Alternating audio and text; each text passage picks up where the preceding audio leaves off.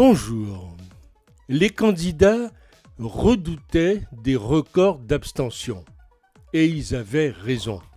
Dimanche, le premier tour des 4 élections législatives partielles organisées en France a été avant tout marqué par une participation très faible. Le désintérêt d'une partie des citoyens à l'égard des élections a été accentué par les circonstances. Plusieurs fois reportées en raison de l'épidémie de Covid-19, ces élections se sont déroulées à moins d'un mois des régionales et des départementales, ce qui nourrit bien sûr la confusion. En outre, les futurs élus ne siégeront qu'un an à l'Assemblée nationale, avant les prochaines législatives.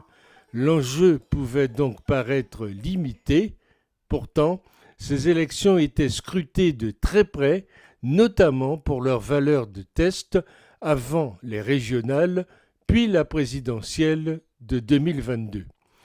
La grève civique est-elle le fait politique majeur du moment? Et que vaut un mandat délivré par 15% de l'électorat? Il serait intéressant de le prendre en compte de manière plus sérieuse. On retiendra surtout qu'il a fait très beau dimanche 30 mai. Les électeurs auront massivement préféré aller pique-niquer et se balader en forêt ou dans la campagne plutôt que de sacrifier au rituel républicain avec masque et gel hydroalcoolique.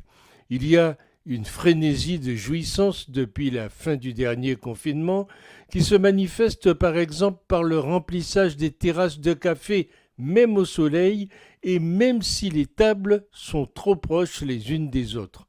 Pour les régionales, ce sera sans doute pareil s'il fait beau, donc un très fort niveau d'abstention à venir avec des excuses, toujours des excuses, et pendant ce temps-là, rien ne change. Les élections deviennent-elles une farce?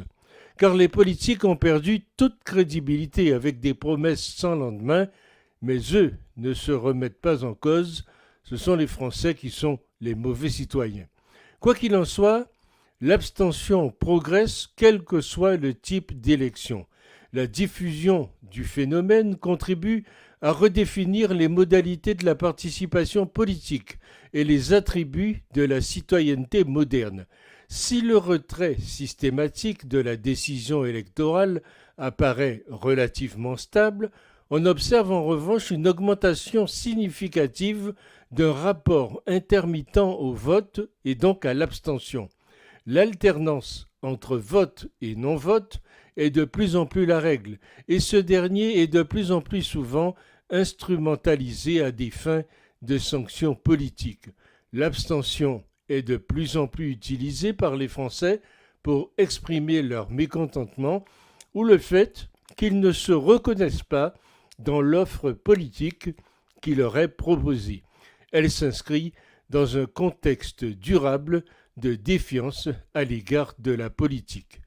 D'un point de vue conjoncturel, la forte impopularité de l'exécutif, la désillusion des électeurs ont sans doute encore renforcé ce mouvement de fond.